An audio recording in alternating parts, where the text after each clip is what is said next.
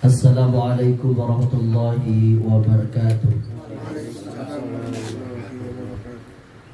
Innal hamdalillah nahmaduhu wa nasta'inuhu wa nastaghfiruh wa na'udzu billahi min shururi anfusina wa min sayyiati a'malina. Man yahdihillahu fala mudilla lahu wa man yudlil fala hadiya lahu. Wa asyhadu an la ilaha illallah wahdahu la syarika lahu wa asyhadu anna Muhammadan abduhu wa rasuluh sallallahu alaihi wa ala alihi wasallam. Ya ayyuhalladzina amanu taqullaha haqqa tuqatih wa la tamutunna illa wa antum muslimun. Ya ayyuhan nasu taqu rabbakumul ladzi khalaqakum min nafsin wahidah wa khalaqa minha zawjaha wa batha minhuma rijalan katsiran wa nisaa wattaqullaha alladzi tasaaluna bihi wal arham innallaha kana 'alaikum raqiba. Ya ayyuhalladzina amanu taqullaha wa qulu qawlan sadida yuslih lakum a'malakum wa yaghfir lakum dzunubakum wa may yuti'illaha wa rasulahu faqad faza fawzan azima. Amma ba'du fa inna asdaqal hadis kitabullah wa khairul huda huda Muhammadin sallallahu alaihi wa ala alihi wasallam wa syarrul umuri muhdatsatuha fa inna kulla muhdatsatin bid'ah wa kulla bid'atin dhalalah wa kulla dhalalatin finnar. Saudara-saudaraku dan saudari-saudariku jamaah Majelis Taklim Baiti Jannati yang dimuliakan oleh Allah. Alhamdulillah kita bersyukur kepada Allah Subhanahu wa taala. Sebagaimana biasa kita setiap akhir pekan kita bermalam mingguan ya. Bermalam ahadan. Dengan kalau orang pergi nonton, pergi apa, kita pergi taklim.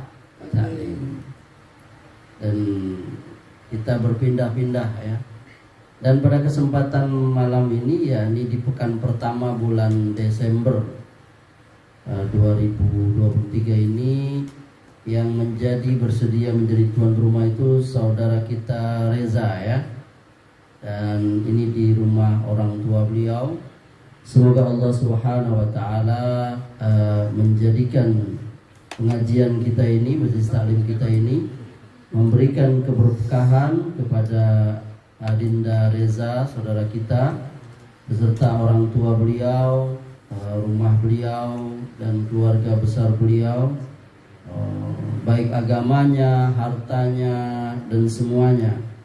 Allah berikan keberkahan dunia dan akhirat, amin ya rabbal alamin. Apa kabar antum semua ikhwan? Alhamdulillah sehat. Alhamdulillah, masih harus kita selalu bersyukur ya, terutama nikmat iman, nikmat Islam, nikmat sehat itu, nikmat keluarga yang sakinah itu perlu kita syukuri. Berapa banyak orang yang harta berlimpah tapi tidak ada kebahagiaan di dalam rumah tangga. Ini patut kita bersyukur ya. Istri yang soleha, istri yang nurut dan sebagainya. Suami yang baik, suami yang bertanggung jawab, suami yang menjadi pemimpin. Itu wajib kita bersyukur. Jadi itu pesan aja. Oh iya. Di rumah emaknya. Ikhwan dan akhwat yang dimuliakan Allah, kita akan melanjutkan bab pelajaran kita, yakni tentang karunia anak yang Allah berikan kepada kita sebagai sambungan dari pelajaran kita, yakni tentang rumah tangga, yakni suami istri, bahwa apabila sudah menikah maka kita memiliki anak, dan Allah memberikan anak itu adalah sebagai penerus bagi kita. Pada pertemuan pekan yang lalu kita sudah membahas tentang poin pertama dan kedua. Maka kita akan memulainya pada kesempatan kali ini di poin ketiga ya. Ya, ini poin ketiga ini, Islam agama kita itu menganjurkan umatnya, yakni umat Islam, untuk mempunyai banyak anak ya. Para ulama yang berpendapat seperti ini, mereka berdalil dengan hadis-hadis yang sudah kita baca ya di poin pertama dan kedua pekan yang lalu. Kemudian ada lagi satu hadis yang bisa kita sebutkan di sini, yakni doa Nabi SAW kepada sahabat beliau Anas bin Malik. Beliau pernah mendoakan Anas bin Malik itu, Allahumma aksir malahu wa waladahu wa barik lahu fima a'taitahu. Nabi mendoakan Anas bin Malik, ya Allah, banyakkanlah hartanya dan banyakkanlah anaknya, dan berkahilah apa yang engkau telah berikan kepadanya. Ini hadis sahih, dikeluarkan Bukhari, juga dikeluarkan oleh Imam Muslim. Beberapa pelajaran yang bisa kita ambil dari hadis ini, bahwa kita boleh mendoakan orang lain untuk menjadi orang yang berharta atau orang kaya. Berarti kita juga boleh mendoakan diri kita sendiri untuk menjadi orang yang berharta, kaya. Boleh, Iwan. Jadi kalau bertanya, boleh nggak kita minta harta Allah? Boleh. Kalau tali sendal yang putus saja kita boleh minta pada Allah, apalagi yang lain. Allah suka diminta. Jadi ibu-ibu boleh berdoa kepada Allah agar suami, ya Allah, jadikanlah suami saya kaya, berharta, jadi juragan ikan sebengkulu ini, ya kan? Tapi ada juga ibu-ibu, kalau saya tanya seperti itu, kan saya suka ngisi pengajian ibu-ibu. Tidak mau saya, Ustaz. Ngapo? Kalau istri saya nikah lagi, itu lain. Suami saya. Kalau suami saya nikah lagi, gitu. Nah itu. Tapi intinya adalah dari hadis ini bahwa seseorang boleh mendoakan orang lain untuk berharta, menjadi kaya. Dan kita juga boleh berdoa, ya Allah, berikanlah keberkahan kepada harta. yakni keberkahan itu ya banyaknya, ya berkah itu apa Iwan? Memberi kebaikan yang banyak dan panjang, itu namanya barokah. Karena ada orang berharta tapi nggak barokah, hilang saja. Makanya harta judi atau apa tuh nggak barokah. Kadang ada aja hilang, ya kan? Tahu-tahu hilang habis. Tapi kalau orang ada hartanya sedikit tapi barokah. Coba antum lihat. Ada orang duit miliaran tapi kok nggak merasa ada uang gitu. Beda dengan sebagian orang duitnya nggak banyak, tapi dia merasa kaya, barokah itu berarti. Jangan orang kafir. Ya, apalagi orang kafir nggak ada keberkahannya gimana? Karena hartanya tidak bermanfaat. Mungkin di dunia bermanfaat bagi ini, ya, tapi di akhirat nggak memberi manfaat. Makanya kita katakan tadi barokah itu memberikan manfaat kebaikan yang banyak dan lama. Makin seorang muslim harta yang barokah itu bermanfaat, ya ini panjang lama sampai akhirat. Dia akan memperoleh. Kan ada tuh kisah, anak lupa apa di hadis atau apa. Ada orang berebut apa, suruh masuk apa namanya, masuk ke surga. Ada berapa orang lupa. Ujung-ujungnya itu ustadz. Udah antum masuk surga pertama kali. Karena antum yang mengajari orang apa? Kebaikan. Itu masuk kan ngajar. Apa kata ustadz itu? Enggak, ada yang lebih berhak dari saya. Karena saya bisa jadi ustadz ini karena dibayarin oleh orang kaya itu. Di sekolahin sama orang kaya itu yang menyekolahkan saya. Lihat tuh, orang kaya duluan masuk. Itu anak lupa apa cerita atau gimana. Jadi dia bermanfaat, barokah itu hartanya itu. Maka doa Nabi itu Iwan pasti dikabul oleh Allah. Nabi berdoa itu dikabul oleh Allah. Termasuk doa beliau kepada Anas bin Malik ini. Maka jadilah Anas bin Malik itu orang paling kaya di Madinah. Itu kebun kormanya berhektar-hektar. Allahumma aktsir malahu wa waladahu. Ya Allah, banyakkanlah hartanya dan anaknya. Hartanya hektar-hektar kebun kurmanya apa? Anas bin Malik. Anaknya banyak sampai riwayat itu anaknya lebih dari 100. Istri? Istrinya ada beberapa. Oh, banyak. Ya. 100 anak, lihat. Karena di zaman dulu banyak anak itu kebanggaan. Kita juga sekarang banyak anak itu kebanggaan. Wah, banyak anaknya. Orang dulu ayah anak aja 7. Iya. Kita juga kalau banyak anak tuh bangga kan. Rame kalau kumpul, gak muat foto. Sekarang banyak operasi. Ya.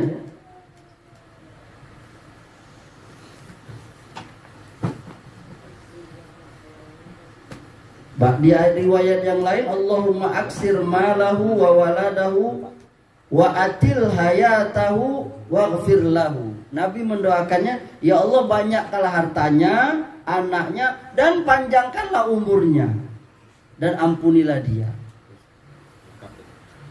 Lihat. Jadi umurnya lebih dari 100 tahun ya umur Anas bin Malik. Tua dia. Doa Nabi dikabul. Di sini kita juga dapat pelajaran bahwa hadis yang mulia ini boleh kita berdoa panjang umur. Boleh. Tentu panjang umur dalam artian barokah. Kalau panjang umur tua nyusahin bae, sebagian orang juga bebek mati aja lah, nyusahin orang ya kan. Bahkan sebagian orang tua tuh karena saking tuanya dia, kenapa saya belum dicabut nyawa? Karena dia nggak mau menyusahkan orang, anak cucunya. Sebagian orang tua kita tuh baik-baik, mereka nggak mau nyusahin anak cucunya. Tapi kalau udah tua gimana? Jalan aja harus dituntun. Makanya kita lihat di dusun-dusun tuh kan banyak tuh orang tua yang diam di kamar aja udah maaf seperti bayi. Kadang mereka berduka, bersedih. Kenapa? Bukan dia mau mati apa, dia nggak mau nyusahin anaknya. Karena dengan umur yang panjang itu dia kan dikatakan di surah Yasin itu, waman nu'ammirhu nunakkis fil khalqi afala taqilun. Barang siapa yang kami panjangkan umurnya, kami kurangi bentuk kejadiannya. Makin tua orang itu kulitnya makin lembut seperti bayi lagi kulitnya. Lihat kulit. Antum pernah nggak pegang kulit orang tua antum? Gimana lembutnya kulit orang tua gitu? Ya kan, coba antum kasihanin. Bagaimana dia orang tua kita dulu memegang kulit kita waktu kita bayi. Kita pegang dulu kulit dia udah tua. Matanya udah nggak awas lagi, telinganya udah nggak sempurna mendengar lagi. Makan pun sudah nggak sempurna. Udah banyak yang dipilih-pilih. Itu. Ya. Jadi boleh berdoa umur yang panjang.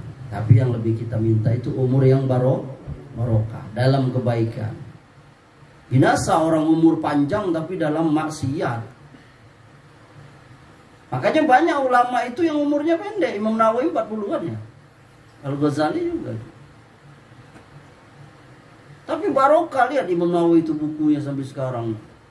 Riyadhus Shalihin, Syarah Muslim, Majmu' Mu'azzab itu. Kenapa? Barokah umurnya. Ada orang umurnya panjang. Saya Namrus kan panjang tapi binasa, disiksa. 200 tahun dia berpuasa, 200 tahun pula dia disiksa itu. Dalam riwayat itu yang pernah Anda baca, Namrus itu disiksa pakai nyamuk. Nyamuk masuk ke dalam hidungnya itu. Nyamuk itu di hidungnya. Kalau dia ngamuk, nyamuk itu bisa hilang. Nyamuk itu berhenti nyiksa dia itu, palanya harus digebukin dulu. Jadi istrinya pasukannya, pokoknya orang dekat dia tuh kalau dia lagi harus dipukul palanya itu pakai apa? Pakai sendal, pakai Allah menghinakan. Ya.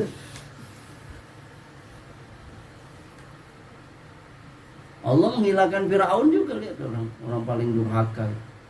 Menarik juga. Kalau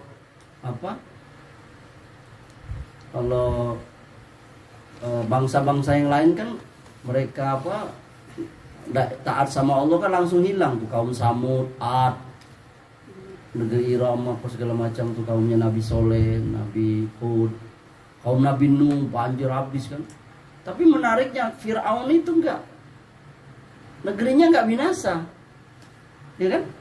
Negerinya enggak binasa, negeri Mesir itu. Yang binasa siapa? Dia dan pasukannya. Itu Allah mau mengatur itu dia. Coba kalau dia nggak usah kejar aja siapa? Musa itu. Memang Allah mau binasakan dia. Pakai apa? Pakai air laut itu. Laut merah. Iya kan? Betul kan? Elok nian padahal lah jauh Musa itu pergi kan. Malam-malam kan Musa sama Bani Israel dapat kabar elok nian. Memang Allah menggerakkan dia. Firaun dikejarnya. Yang itu menyebabkan dia binasa. Maka kita nggak usah khawatir. Kalau Allah membinasakan musuhnya tuh sebentar aja. Lihat, macam cara Allah. Keluar dia dari Mesir itu, negeri yang bagus itu. Mana ada zaman sampai sekarang bangunan kayak piramida itu siapa? Udah beberapa ribu tahun itu. Kokoh sampai sekarang. Berarti hebat sekali teknologi Firaun zaman itu. Itu Ramses II ya, Firaun yang kan dia kan ada berapa ini kan. Nah, yang berhadapan dengan Nabi Musa itu Ramses II ya kan, Firaun. Ditinggalkannya negerinya itu, diambil oleh siapa? Diambil Bani Israel. Harta kekayaannya, lihat Allah mau. Ya, kita kembali ke tadi. Jadi keberkahan itu ya, keberkahan dalam umur, dalam harta, ikhwan. Dalam ilmu juga. Banyak orang ilmu gak barokah, ikhwan. Banyak ilmunya tapi gak bermanfaat. Tapi kita lihat guru ngaji kita di dusun itu.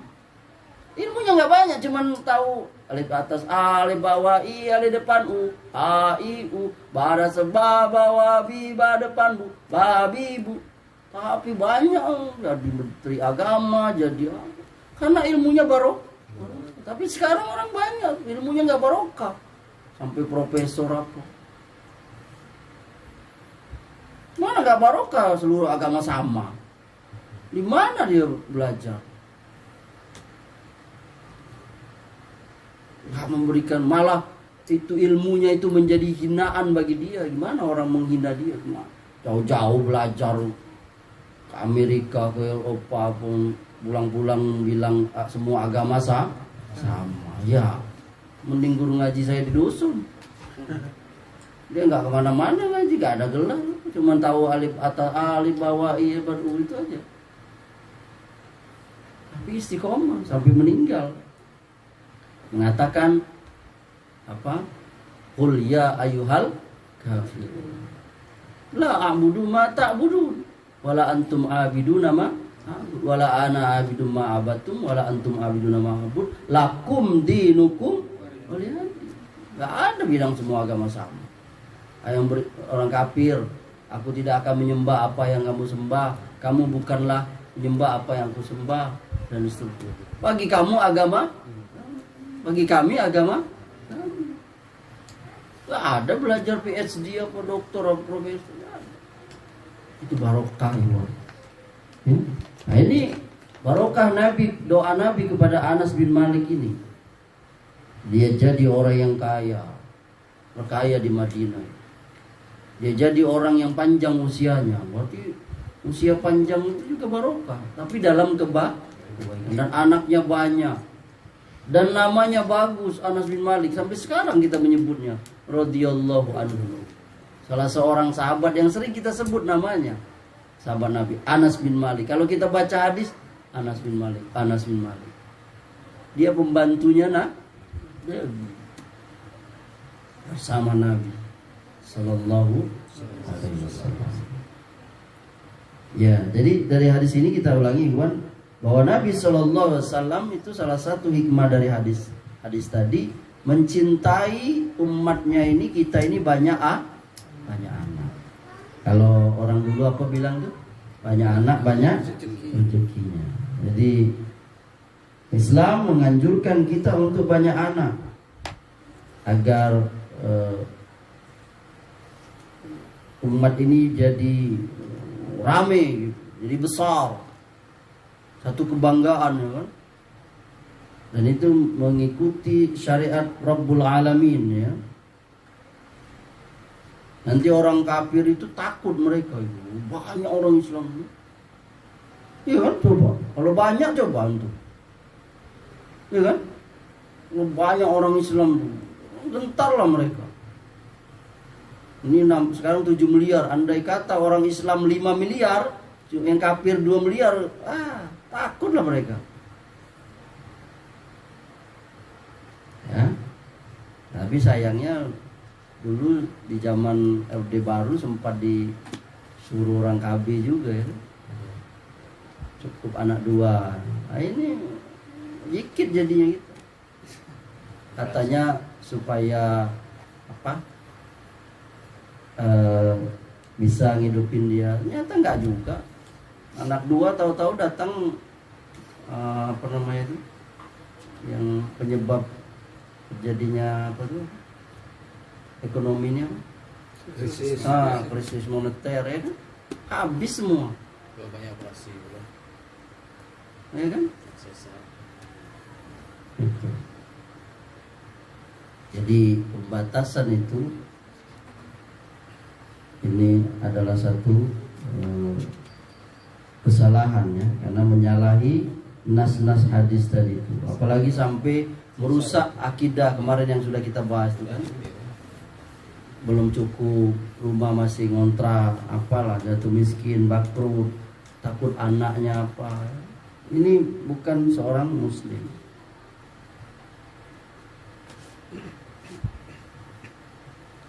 Bahkan ada yang sampai kalau banyak orang tinggal di mana kelak, ya kan? Si makan apa? Iya, si makan apa? Lah Anda makan apa? Anda kan anak orang juga. Kita mah apa? Apa enggak kita berpikir sekarang kita sudah dewasa kayak ini, punya istri, punya anak, bisa kita ngasih makan anak istri kita, ya kan? Dengan berbagai macam profesi itu. Yang kan kemarin yang Hana bahas tuh, ya, ada yang hidupin keluarganya dengan cuma menjual alat untuk menghancurkan cabai itu, apa namanya? Ulekan. Sampai tenggelam ininya. Dia menggotong itu. Paling berapa lah, tapi itulah dia cara dia mencari Ada yang sampai sekarang, padahal kita mungkin nggak ini, tapi itu dia. Yang dia bisa cuman itu.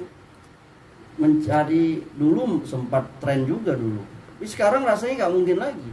Ya ini orang yang kerjanya tukang nampal apa namanya, bocor, panci bocor. Yang bunyi krecek, ya kan? Tapi masih ada, masih ada ini. Sol sepatu, betul kan? Jahit, gorden, jual golok, remote TV banyak. Kalau antum lihat, berapa untungnya, ya kan? Nggak mungkin, ya kan? Tapi antum nggak tahu itu keberkahan, ikhwan. Banyak kok dia yang cuma dapat sehari 10.000. Berapa dapat? Barokah. Orang yang gajinya miliar-miliaran nggak barokah. Makanya kita lihat tuh, Allah tuh maha luas memberikan karunia-Nya, ikhwan. Memang di satu sisi dia kurang, di sisi lain bahagia. Coba lihat, antum melihat kan ada video beredar tuh, miskin bapak tuh kelihatan dari bajunya, dari orangnya, betapa bahagianya dia memberikan anak atau cucunya itu beli es krim. Senang deh.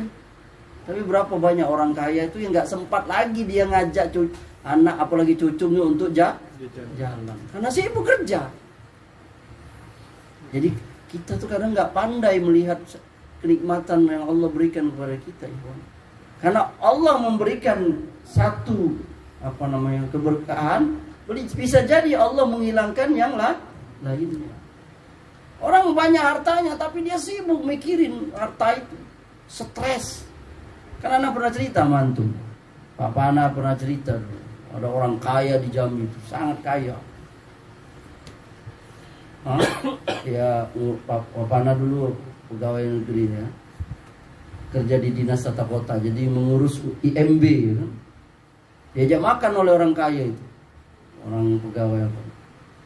Lalu orang kaya itu makan, dicoletnya aja itu apa? Gulai itu. Bapak gak makan kata Bapak. Enggak, udah 2 hari gak makan.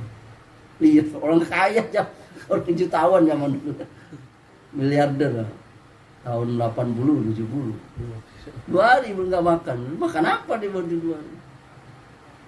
Gak selera gitu, lihat. Kaya duitnya ratusan juta, miliaran ini. Gak makan. Antum yang gua lihat ada yang kerjanya tukang beca, makannya lahap bener. Padahal cuman pakai nasi disiram buah dikit, sama cabai rawit. Kalau sambal masih mending cabai rawit sama bakwan, banyaklah nasinya. Tapi lahap ya Allah. Itu nggak bisa bayangin tuh Iwan. Ada orang tidur ngorok, padahal rumahnya panas di kontrakan. Beda dengan orang kaya yang di hotel mewah itu. Dia tidur harus minum obat 12 butir, bayangin. Kalau kita minumnya mati gitu, gak bangun. Tapi ini nggak bisa tidur kalau nggak minum obat itu. Makanya Iwan, kita tuh harus bisa melihat kenikmatan. Bahkan sebagian istri, sebagian wanita pernah cerita kan, saya lebih suka istri suami saya waktu miskin dulu atau sederhana dulu daripada dia kaya. Kenapa? Karena ada yang hilang waktu dia kaya. Ya sibuk sudah mikirin hartanya di sana di sini, ya kan? Antum nggak mikirin kalau antum jadi orang kaya? Harta di Bali, Joni aja udah mulai nih merasain. Oh itu Sibuk, karena sibuk dia sendiri yang mengakui aku sibuk nih. Baru, betul loh, baru juragan ikan loh, baru kelas ini, baru 3 peti ya kan? Dia sendiri yang akui, bukan anak yang ngomong. Itu pelajaran buat kita itu. Itu baru 3 peti loh, apalagi kalau 3 kota dia pegang. Mungkin gak ketemu-temu sama kita. Iya, maksud anak bahwa kalau kita diberikan oleh Allah sesuatu, ada yang lain hilang dari kita. Itu Joni udah merasakan dulu waktu belum ada banyak ini, masih bisa bertemu, masih bisa ngaji. istri udah masuk. Tapi karena kesibukan, karena sekarang kerjaan udah banyak, harus ada ikan yang dipotong banyak, dan itu resiko Iwan. Antum bayangin aja nih juragan genteng nih, karena dia nggak ada. Coba kalau dia ada proyek tiap hari, harus lembur, kerja target. Antum nggak pernah bayangin tuh, Fer. Kalau antum punya proyek, harus kejar target, duit banyak, tapi nggak pulang-pulang.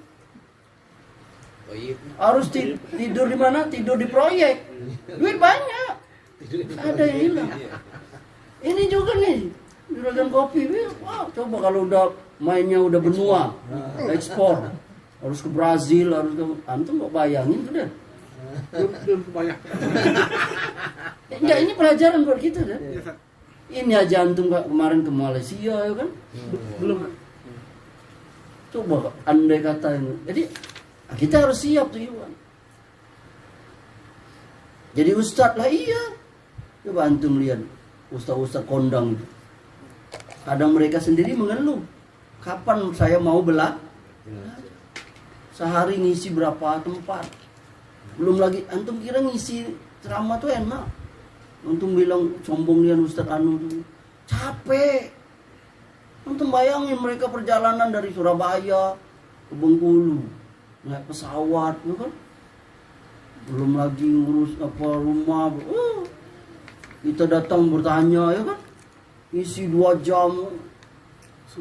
Subuh lagi, bayang. Capek.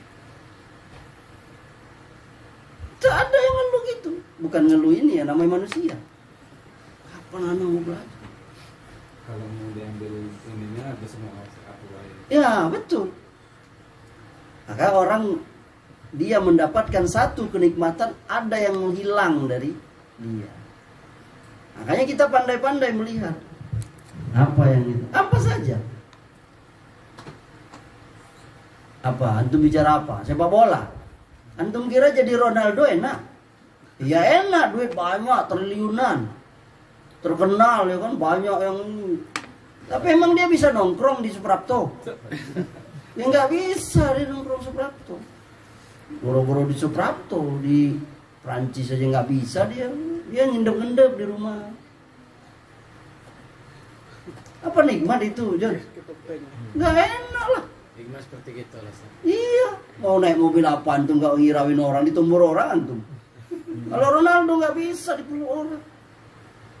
Antum bayang. Jadi jangan pernah ada antum membayangkan jadi orang itu. Siapa aja itu, di bidang apa aja tuh kalau udah terkenal top, ada yang hilang, yakni kemerdekaan, kebebasan. Pikir jadi artis enak, wah stres.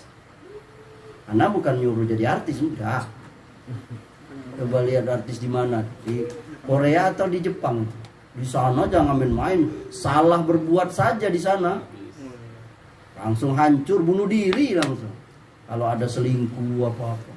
Kalau kita kan beda ya, malah makin ngetren ya kan, makin ngetop kan, binasa itu, rusaknya gitu. Makin naik ya kan, makin viral. Ya. Tapi untuk pikir enak enggak? Untuk mikir seleb itu enak, wah kita keluar nggak gosok gigi nggak masalah, nggak ada yang ngejoin kita ya kan. Coba kalau seleb jangan ada cabai di giginya, wah langsung diomongin orang. Apa baju nggak boleh sama, kalau ketahuan baju sama, oh dia baju yang kemarin tuh dipakai dia waktu acara itu, ya kan? Harus apa? Harus tampil sempurna terus, perfect. Padahal kan ada sisi-sisi manusiawi. Nah ini Iwan, jadi kalau kita melihat apa kehidupan tuh dari segi yang lain, kita akan selalu bersyukur itu.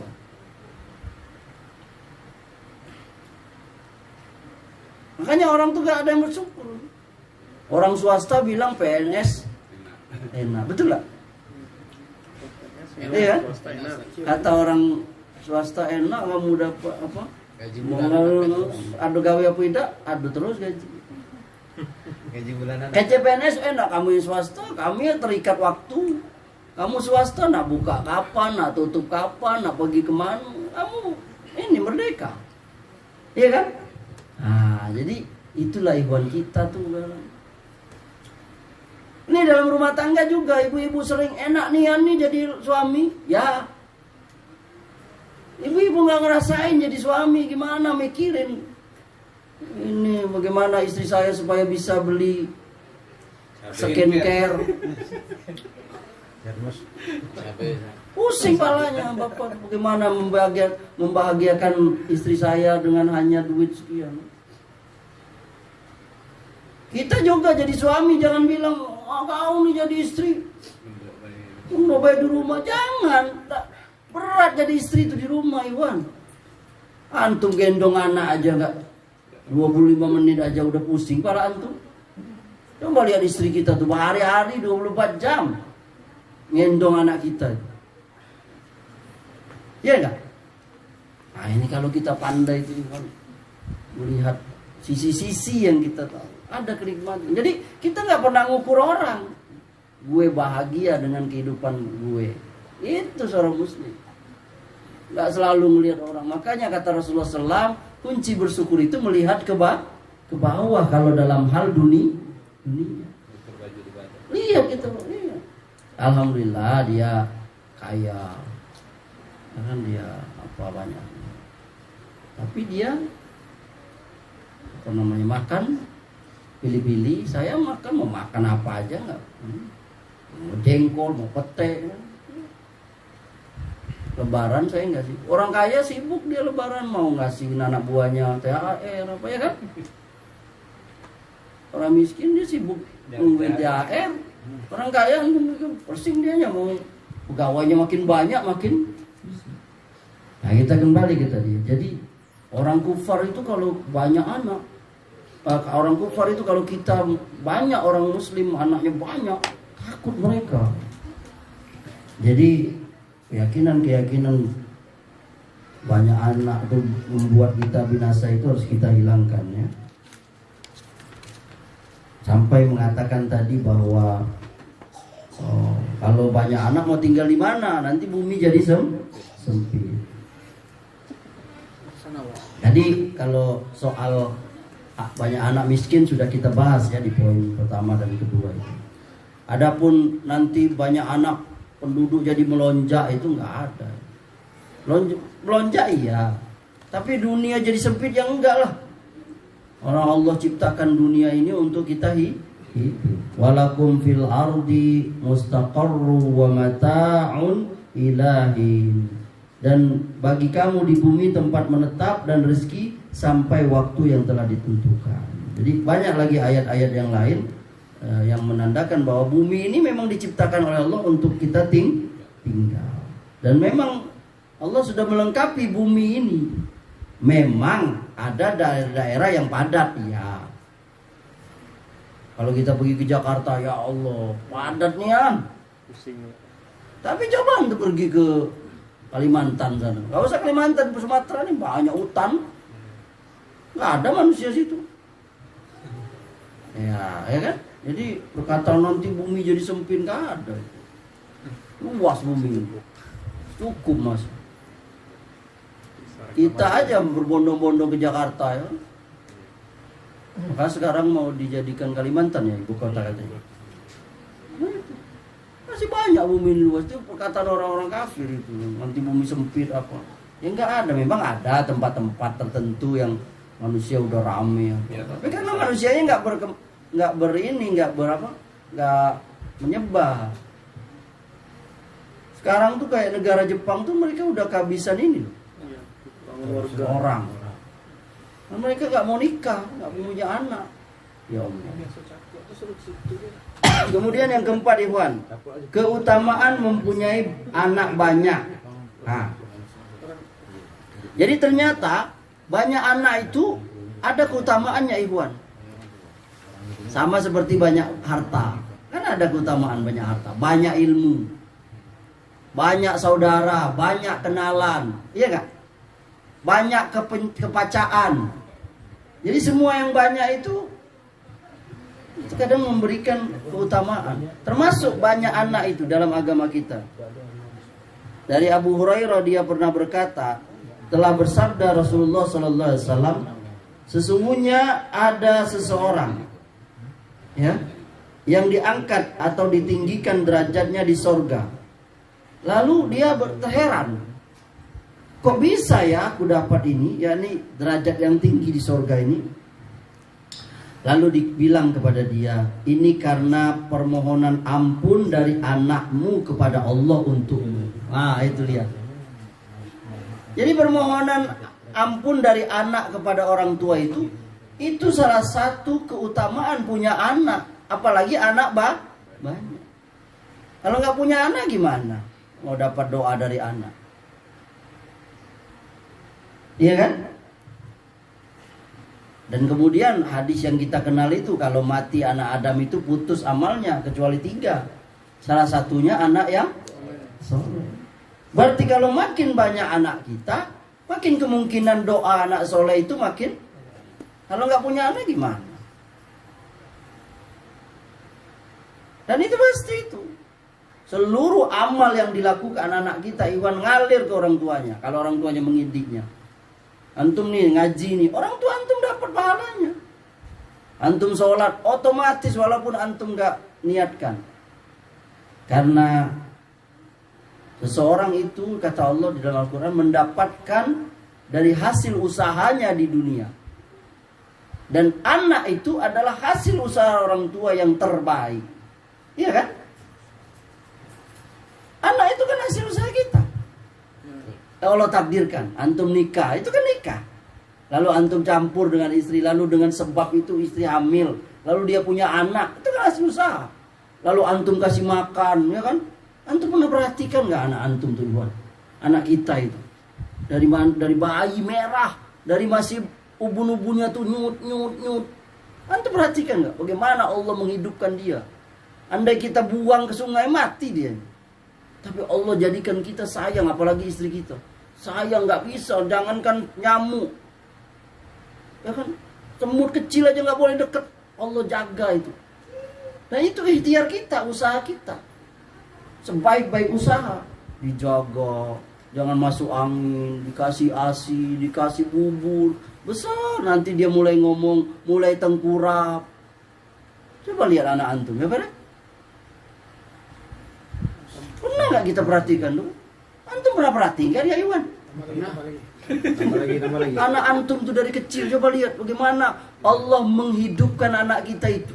Dari bayi yang merah, yang nggak ada giginya itu. Wangi. Bagaimana kita sayangnya dengan anak kita itu. Lalu dia tumbuh, tengkurap. Lalu dia merayap. Lalu dia mulai berdiri. Mulai dia melangkah, ya kan? Udah lahir belum? Belum, 1 bulan ini. Nah, nanti antum merasakan. Iya kan, antum nikmatin ya itu. Tengoknya lahir tuh. Bagaimana Allah menghidupkan kita, Iwan? Tidak langsung antum berjenggot ini enggak. Lari dukun kayak Itu editan. Itu editan. antum lahir dulu tuh merah, emak antum yang apa? Yang melihara kita dulu. Bagaimana sabarnya emak kita tuh ngasih asinya. Digigitnya kadang, coba lihat istri kita kalau anaknya lagi tumbuh gigi ya kan, nahan sakitnya dia digigit lagi nyusuin. Tapi sayang dia. Itulah Allah jadikan cinta kasih kepada rohimnya Allah tuh kasih ke ibunya. Sakit-sakit nyusuin anak masih disusuinya juga. Padahal sakit itu digigitnya oleh anak. So, antum nggak pernah perhatikan tuh Iwan? Perhatikan Iwan. Bagaimana Allah menjadikan ASI yang keluar dari istri emaknya itu. Lalu dia terengah-engah, oh haus, minum, kasih minum. Nolong lagi itu. Ngomong. Kencet hidung. Iya kan? Ya Allah. Hidung bayi itu dipecet. Lalu besar dia, mulai dia manggil, ayah, atok.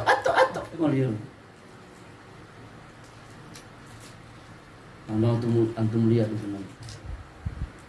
Antum nikmatin yang ini karunia dari Allah, tumbuh besar nanti dia. Mulai dia berjalan, mulai dia bisa ngomong, ayah aku udah, ayah pulang kerja, ayah pulang, ayah, oh ya Allah nikmat. Rasul menantu. Gedang lawan. Nah itu ujian. Kan anak, nanti ini ada nih. Ah ini yang kelima nih. Yang kelima nih, anak merupakan fitnah ujian. Apa? Nah, kita kembali kita itu. Jadi nikmat. Jadi kita katakan bahwa anak itu memiliki keutamaan. Makanya banyak anak, makin banyak keutamaan. Ngalir pahala ke orang tua itu berarti makin banyak anaknya, makin ibadah apanya, makin banyak ngalir ke orang tuanya. Kita sholat, puasa, zakat, secara umum orang tua dapat. Tadi dalilnya tadi. yakni anak itu adalah sebaik-baik, yakni kita akan memperoleh dari apa yang kita usahakan. Dan anak itu adalah sebaik-baik usaha. Maka dia ngalir terus. Nanti ada pembahasan kita ibadah-ibadah secara khusus. Tapi secara umum orang tua memperoleh dari apa yang dilakukan anaknya. Antum sholat, puasa, haji, bersedekah, orang tua ngalir pahalanya. Apalagi secara khusus antum bersedekah untuk orang tua atas nama orang tua, pergi haji atas nama orang tua. Ada syarat-syarat fikihnya, nanti pelajaran beda lagi ya kan. Antum bantu masjid, pahalanya untuk orang tua saya. Secara khusus itu. Itu tadi secara umum, apalagi secara khusus. Ini antum ngaji ini, orang tua dapat pahalanya.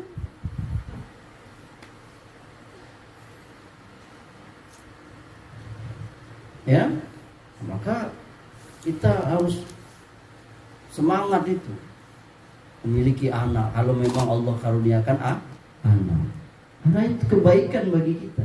Kemudian yang kelima, anak itu fitnah, ujian. Allah Subhanahu wa taala berfirman, wa'lamu annama amwalukum wa auladukum fitnah wa annallaha indahu ajrun azim. Dan ketahuilah sesungguhnya harta-harta kamu dan anak-anak kamu itu adalah fitnah. Fitnah itu ujian, cobaan bagi kamu. Sesungguhnya Allah di sisinya lah ada pahala yang besar. Di surah At-Taghabun ayat 15 juga. Tadi itu Al-Anfal ayat 28.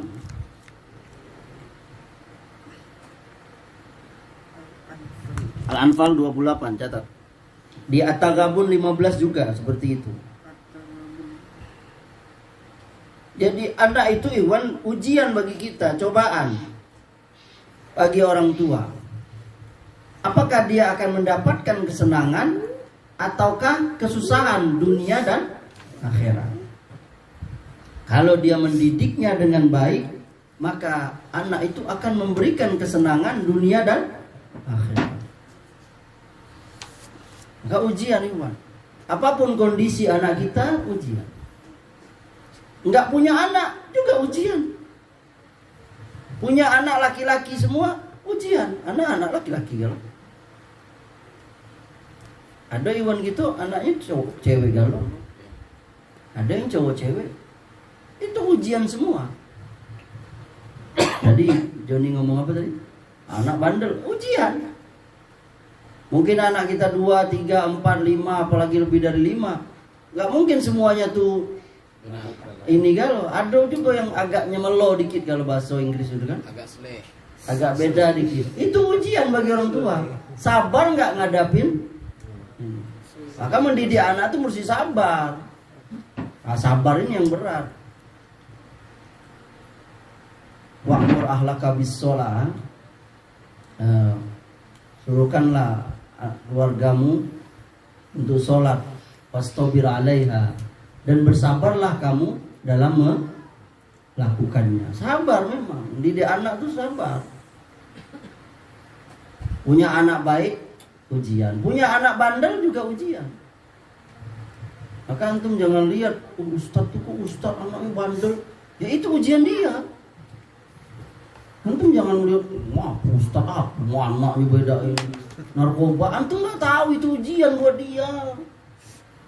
Oh ustaz, nabi lagi. Nabi siapa? Nabi siapa? Nabi Nuh. Gimana? Nabi loh. Ulul azmi loh. Anaknya nggak nurut. Naiklah anakku, tidak kan bisa kau. Tidak, aku nak berenang katakan an. Bapaknya nyuruh naiklah Kanan kalau bahasa gitu kan. Naiklah. Tidak kan bisa kau, ini banjir besar seluruh dunia nih banjir. Kan ulama berbeda itu. Apakah banjir zaman Nabi Nuh itu seluruh dunia ini atau di tempat Nuh itu aja? Nah, pakai pendapat yang seluruh dunia ini banjir. Sampai gunung-gunung tenggelam. Coba berapa tingginya itu air bah itu. Kalau gunung aja tenggelam. Nah, Kanan tuh anaknya Nabi Nuh nggak mau. Jadi kalau sekedar anak ustaz, apalagi cuma anak PNS, ada aja ujiannya.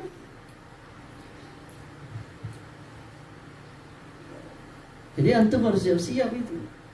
Makanya menikah itu, sebagian kita kan pernah kita bahas tuh, sebagian orang gagal dalam rumah tangga itu karena dia nggak siap menikah itu dengan ilmu. Dia nggak tahu. Antum harus ini belajar jadi anak, jadi orang. Ini saya jadi orang tua nih sebulan lagi. Udah 8 bulan istri. Oh, baru. Ketiga. Hah? Anak ketiga. Uji oleh pikiran anak pertama. Jangan jadi budak wanted. Anak Ayo ketiga. gitu tadi. Udah larang. Pikiran anak pertama. Anak tiga sulungan. Anak ketiga. Ya. Alhamdulillah. Anak ketiga Anak sulung ketiga, kalau. ujian. Cara bini lagi dah tu selesai. Anak ketiga sulung kali. Ya kan? Ujian itu. Punya anak, mengurusnya harus sabar. Dan memang sabar ini berat. Siapa saja enggak? Tapi anak banyak ni buat pemalas. Hah? Anaknya banyak tapi orang tua ni pemalas. Si sabar. Ujian juga. Ujian untuk anaknya. Namun itu namun coba yang sabar. Ayo. Sabarudin. Dia bikin anak terus. Ya. Jangan ada kan? Jadi anak itu merupakan ujian Iwan. Nah, itu harus kalau perlu antum tulis di dinding rumah kita.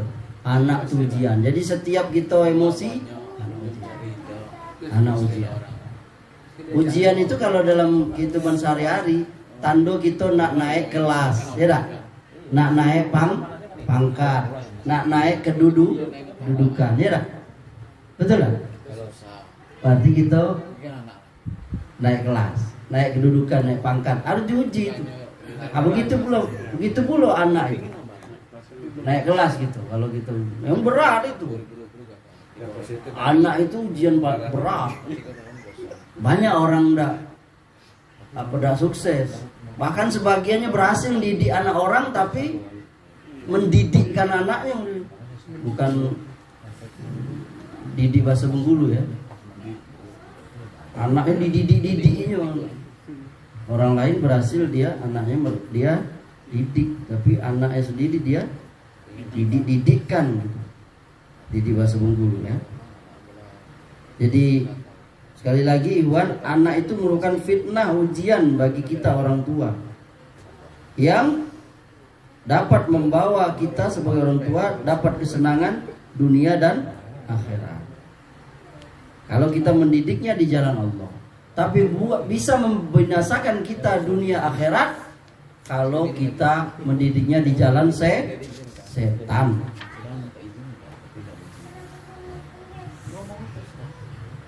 Kita harus berhasil mendidik. Dan sekarang ini lebih berat, Iwan. Anak kemarin itu bicara dengan siapa itu? Ya, ini ada orang tua sekarang nih sungguh menyedihkan sekali. Malah anaknya diajarnya judi. Iya. Ya Allah, ini rusak ini orang tua rusak ini. Depan matanya juga Ustaz. Orang tua gimana ini ngajarin anaknya main judi? Main chip kenapa? Slot. Iya, judi online. Entah apalah, anak juga nggak tahu, cuma dapat kabar ya Allah. Minta sedekah pula, depan. Ya Allah. Sedekah banyak. Astagfirullahaladzim. Sedekah. Ini rusak nih. Ini wa ta'awanu alal ismi wal udwan. Wala ta'awu anal ismi wal udwan ya. Wa ta'awanu alal birri wat taqwa wala ta'awanu alal ismi wal udwan. Bertolong menolonglah kamu dalam takwa dan ketaatan. Jangan tolong menolong dalam maksiat dan dosa. Coba bayangkan bertolong menolong dalam maksiat dan dosa ke anaknya lagi. Ya Allah. Ini sekarang nih rusak ini. Karena dapat kabar dari Iwan kita tuh ada yang binasa gara-gara judi online tuh, sampai jual mobilnya, jual apa? Hartanya. Segala kena. Ada yang anda lihat kemarin tuh kulkas orang tuanya, waktu orang tuanya nggak ada di rumah dijualnya. Untuk ada CCTV ya Allah. Kulkas mak bapaknya lagi nggak ada di rumah mungkin. Untuk ada CCTV kok hilang nih kulkas. Anaknya sendiri boy. Mobil, rumah, sampai ada yang rusak rumah tangganya kan, cerai sama istrinya gara-gara judi sekarang nih Iwan. Banyak. Sampai ada Iwan kita cerita tuh ada yang pekerja itu 170 juta bayangkan uang diambilnya karena judi itu, bayangkan. Jadi sekarang nih banyak itu, antum harus saling menasihati tuh. Ya, penting kita nasihatin, kasih tahu haram itu. Jadi sekarang judi itu masuk ke kantong-kantong kita, masuk ke kamar-kamar kita.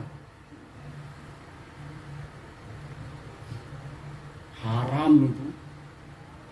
Allah berfirman, ya ayyuhallazina amanu innamal khamru wal maisiru wal ansabu wal azlamu rijsun min amali syaiton fajtanibuhu la'allakum tuflihun. Surah Al-Maidah ayat 90.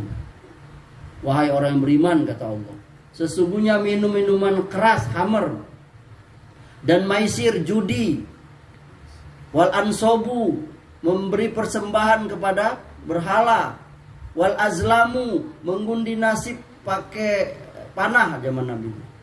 Rijis itu najis. Lihat, najis, kotor, jorok. Bahasa apa lagi yang mau dikeluarkan? Itu rijis itu. Perbuatan setan. Lihat. Ini bukan anak yang ngomong, antum catat tuh surah Al-Maidah 90. Min amali syaiton, pekerjaan setan. Fajtanibuhu la'allakum tuflihun. Jauhi agar kamu mendapat kemenangan. Nah sekarang kaum muslimin, itu pekerjaan orang jahiliyah 4 ini. Itu zaman Nabi itu. 4 ini nih. Apa tadi? Minuman keras, judi, memberi persembahan kepada berhala. Yang keempat apa? Ngundi nasib, dulu pakai panah. Kalau main perempuan bukan. Enggak itu juga, tapi tidak masuk di ayat itu. Apa tadi? 4 ini sifat jahiliyah yang dilakukan orang jahiliyah zaman dulu. Biasa 4 ini. Dan itu sudah dihilangkan oleh Nabi, oleh Allah. Lu lihat, waktu zaman itu kayak antum minum kopi kayak teh, minuman keras zaman Nabi itu. Andai kata ayat yang pertama kali turun itu pengharaman khamr, tidak ada yang masuk Islam ini. Karena seperti minum kopi kayak biasa itu, teler. Tapi kan bertahap tuh, sesudah akidah sahabat kuat baru. Ayat pertama kali turun yang di surah Al-Baqarah itu, kata Allah, sesungguhnya khamr itu ada kebaikannya, tidak dinafikan, tapi keburukannya lebih banyak. Berapa lama baru turun lagi, janganlah kamu sholat dalam keadaan mabuk. Karena zaman itu sahabat banyak yang sholat mabuk nih ya, mabuk. Yakni dia minta doa jadi minta azab. Online. Iya. Karena ya Allah berilah azab. Orang minta karena mabuk. Orang mabuk tahu dah antum. Pernah nih orang mabuk dah? Pernah dah? Pernah. Jangan-jangan pernah mabuk antum. Pernah. Orang mabuk itu udah tahu dia tidur dalam got ya kan? Mana tahu dia tidak ada baju, mabuk namanya. Mabuk cinta aja orang nggak tahu, tai kucing aja rasa coklat katanya. Kalau anak dulu dak bulu, tahu bulu. Itu perumpamaan itu. Maksudnya kalau orang udah mabuk cinta itu udah ketutup otaknya. Makanya nggak bisa dinasihati orang lagi jatuh cinta. Susah nasihati orang jatuh cinta. Yang kedua, orang fanatik partai tidak bisa dinasihati. Yang lagi milu pulun. Tidak bisa untuk nasihati orang udah fanatik partai, udah goco udah. Nah, baru turun ayat tadi itu surah Al-Maidah ayat 90 itu. Sesungguhnya khamr itu apa? Haram kata Allah. Apa? Pada saat itu ayat itu turun ikhwan, itu banjir itu. Madinah itu. Ngalir-ngalir di lorong-lorong rumah orang kaum muslimin. Dipecahi semua apa? Tempat-tempat itu. Guci yang nyimpan khamr. Sami'na wa ayatnya sudah turun haram. Tak lagi. Lalu judi zaman dulu tuh macam. Nah sekarang nih judi lebih gila lagi tuh. Anak bilang tadi tuh, anak bilang judi itu masuk kantong sekarang. Kalau dulu orang berjudi harus pergi ke kasino kemana tempat judi. Sekarang enggak, di rumah, di kamar, di samping istrinya. La ilaha illallah. Tadi di samping anaknya pula diajaknya, Pak kirim Pak apa tuh? Sedekah. Ya Allah, bersedekah pula katanya. Ya Allah. Ini mencampur adukan yang hak dan yang batil. Wala talbisul haqqo bil batil. Jangan kamu campurkan yang hak dan yang batil. Sedekah itu hak. Judi itu batil. Istilahnya kini itu sedekah. Ya enggak, rusak lah itu tuh istilah itu. Harus dihilangkan itu. Sedekah itu halal, barokah. Padahal pernah anak tegur kan. Sedekah apa sedekah? Iya. Coba lihat antum ini. Rusaknya akal orang yang Itulah leceh. hobi apa? Berjudi itu. Masuk. Sampai apa tadi itu? Sedekah. Nggak tahu lagi anaknya sendiri. Ibu-ibu ya nasihati suaminya. Kasih tahu kawannya dulu. Sekarang ini parah nih sekarang ini sejak ada kita nggak tahu juga lah ya. Kenapa bisa terjadi itu? Mereka bisa ditutup gitu kan? Kalau ipar-ipar tuh sering main Ustaz. Ipar-ipar anak tuh. Nah, ya. Ditegur tidak mempan Ustaz. Ya udah doakan udah. Gimana lagi? Memang berat itu negur orang. Yang ketiga tadi apa? Ansobu, memberi persembahan kepada berhala. Sekarang ini dulu orang pada hubal, manat, apa berhala-berhala zaman Quraisy. Sekarang masih ada orang memberi kesembahan pada berhala itu. Ana pernah cerita mantu, Ana pernah lari di ujung apa. Lalu Ana dengar percakapan bapak-bapak itu berdua. Lalu dia berkata, ini kenapa proyek ini gagal? Yang satu ngomong, itulah karena ini motong ayam. Ya Allah, harusnya kerbau ini karena penunggu di Siko Gedang. Astagfirullahaladzim. Itu syirik akbar itu. Besar. Memberi sembahan kepada berhala. Coba lihat sekarang. Masih terjadi di sekeliling. Masih antum yang proyek-proyek lu. Masih tuh. Tugas antum nih, Pak. Kalau ada antum ikut proyek orang kasih tahu kalau dia muslim ini haram. Ini apa? Dosa besar, ini syirik besar, bisa keluar dari Islam.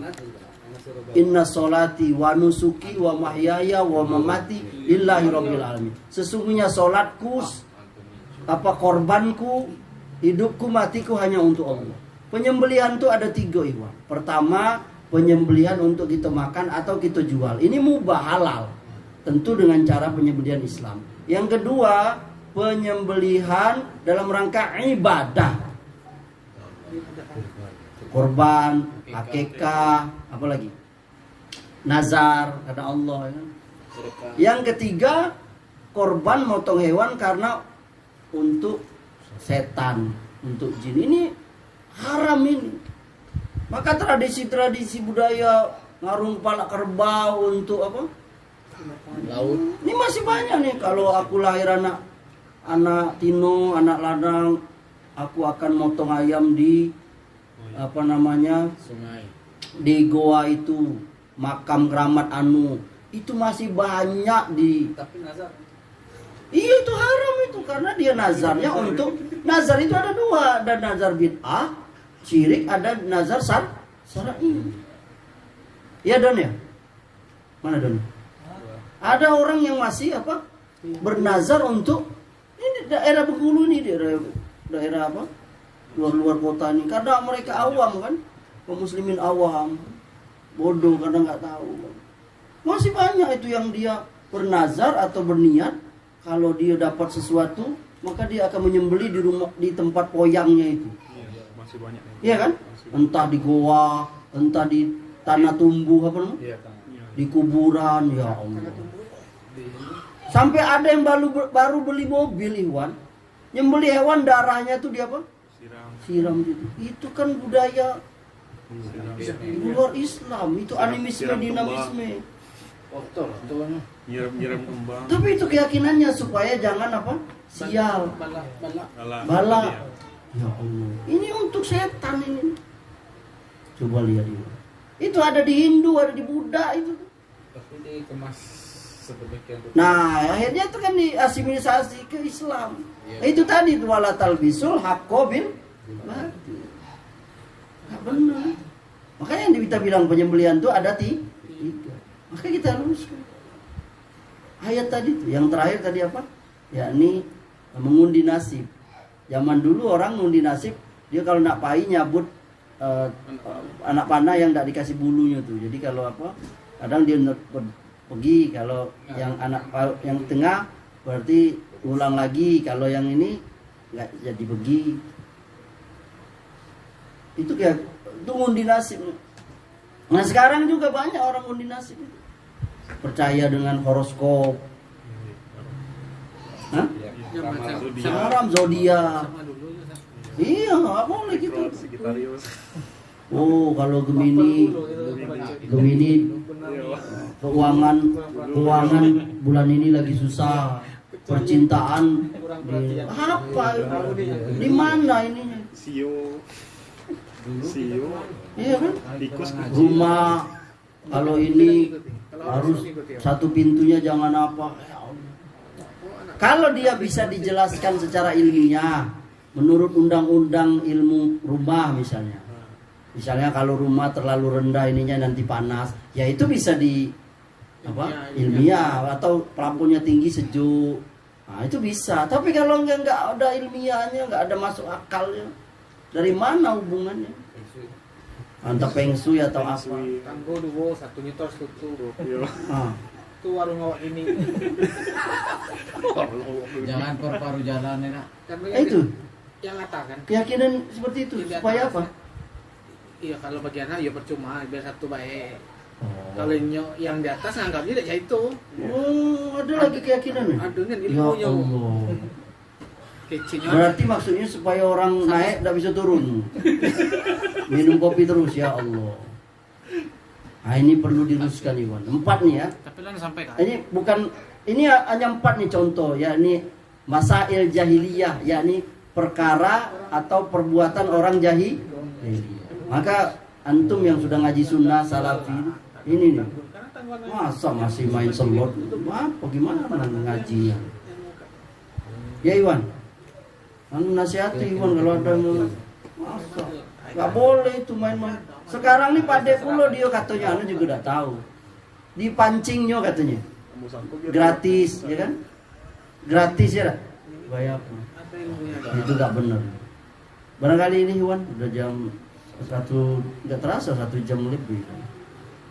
Kajian kita pada kesempatan ini insya Allah bermanfaat, bahwa kita mesti mulai membenahi akidah kita. Tadi kita buka dengan akidah ya, bahwa sebagian orang takut nggak punya anak tuh, takut banyak anak itu karena takut nggak miskin, takut rezeki. Bahwa Allah yang memberi. Wa ma min dabatin fil ardi illa Allah rizquha. Setiap binatang melata itu Allah yang memberi rezekinya. Maka jangan takut. Ini berarti kembali kepada akidah. Seorang muslim jangan takut. Dan tadi kita tutup dengan ya ini masalah tauhid akidah. Jadi kalau seorang muslim nggak tahu, kan kita tauhid rububiyah kita itu, bahwa Allah yang memberi rezeki, Allah yang menghidupkan, Allah yang mematikan, Allah yang menyehatkan, Allah yang melapangkan. Kenapa kita mesti tahu? Ya. Itu yang harus kita. Iya, nah kita yang kalah ini, mereka yang yakin. Ya, tauhid rububiyah itu. Semoga Allah Subhanahu Wa Taala menjadikan kita dan keluarga kita orang yang bertauhid, yang berakidah yang lurus, yang bersih, sehingga Allah memberikan keberkahan kepada keluarga kita. Kalau tadi yang apa namanya, yang hasil usaha anak tadi. Nah kalau orang tuanya beda seperti apa kayaknya? Ya mungkin hanya dapat di dunia saja dari anak yang baik itu, anak yang soleh itu, ya kan? Minimal kalau antum jadi orang baik di dunia ini, manfaat gak orang tua antum? Ya manfaat dong. Kalau dia sakit cepat antum bantu kan? Walaupun beda agama, ya kan? Coba kalau antum anak yang jahat, bapak kau sakit bang, matilah dibela dia. Coba Pak, jadi ini enggak? Nasrani. Iya kan? Betul nggak? Ini kenyataan. Dia memberi manfaat anak itu kalau dia baik, soleh, memberi manfaat kepada. Cuman kalau orang tuanya kafir, ya dia nggak manfaat dunia saja. Walaupun dia beda agama, baik dia. Emaknya sakit, bapaknya sakit, cepat dia bantu. Manfaat untuk orang tua itu kenyataan itu, Fer. Gak bisa kita nolak. Coba kalau antum anak yang durhaka. Tadi itu, bapak kau sakit, matilah dia. Ya Allah ampun, kafir itu. Wah kan enggak. Nah jadi Kalau dia baik, itu manfaat untuk orang tuanya, walaupun orang tuanya kafir. Tapi hanya dunia. Tapi kalau nggak bisa, Nabi aja nggak bisa nolong pamannya, Abu Thalib. Tidak ada yang terpahala kerja. Nggak bisa. Ada apa? Dia hanya dapat dunia saja. Cuma doakan aja sebenarnya. Yang malam tadi Makanya sebelum meninggal doalah orang tua, doakan dapat hidayah. Iwan juga bantu dari untuk orang tuanya dapat hidayah. Kita kan nggak tahu apa sunnah. Iya, Nabi kan mendoa tuh sebelum Umar tuh dapat hidayah. Iwan, Nabi selalu berdoa, ya Allah perkuatlah Islam, berilah hidayah kepada dua orang ini. Yang pertama Abu Hisam, yakni Abu Jahal. Ibnu Hisam, lupa nama ini. Pokoknya Abu Jahal, itu kan Abu Jahal itu gelar. Namanya aslinya lupa. Abu Jahal itu kan bapak bengkak, bapak kebodohan. Jahal itu jahil. Pokoknya Abu Jahal itu bapak kebodohan. Bapak didik, bukan. Nama aslinya Hasim Isam. Pokoknya Isam lupa. Itu gelar itu Abu Jahal itu. Abu Lahab itu siapa? Beda lagi. Abu Lahab itu paman Nabi Lahab dia. Nama dia. Allah alam. Ya, Abu Jahal itu bapak kebodohan. yang di malam tadi tentang Nah, atau Umar bin Khattab. Itu doa Nabi loh, Iwan. Jadi Allah kabulkan, yakni Umar. boleh didoakan. Maka antum doakan, nggak apa-apa. Ustaz, boleh nggak saya doakan siapa si Ronaldo masuk Islam? Boleh. Doakan siapa pemimpin yang masuk Islam, orang yang kafir masuk Islam, boleh. Orang lain boleh, apalagi keluarga sendiri boleh. Gitu, ya? Apa? Yang apa tadi? Nasar yang tadi.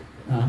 Tapi yang dialasan untuk dikemas secara syar'i tapi tahu itu syirik kayak itu. Yang kata Ustaz tadi kan. Nazar itu pertama, niat nazar itu untuk apa? Kalau nazarnya dia untuk Allah, harus dia tunaikan.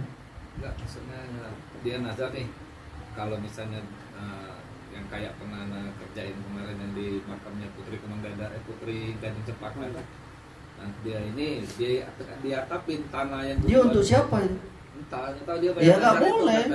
Itu masuk ke nazar yang haram, apalagi syirik, nggak boleh dilaksanakan. Nazar yang haram, nazar maksiat. Berarti haram gitu. Iya, berarti bertolong menolong dalam keburukan, nggak boleh. Ana selalu menasihati itu. Kan Peri selalu nanya tuh, Ustaz, ini ada gereja mau apa? Boleh nggak? Nggak boleh. Ini ada orang mau bangun kuburan, boleh nggak pakai ini mahal, pakai ini? Nggak boleh. Ya, jadi nggak boleh kita tolong menolong dalam hal itu. Apalagi masalah akidah, masalah tauhid, nggak boleh. Sudah cukup? Cukup ya? Dan demikianlah, subhanakallahumma bihamdika asyhadu an la ilaha illa anta astaghfiruka wa atubu ilaik. Wabillahi taufiq wal hidayah. Assalamualaikum warahmatullahi wabarakatuh.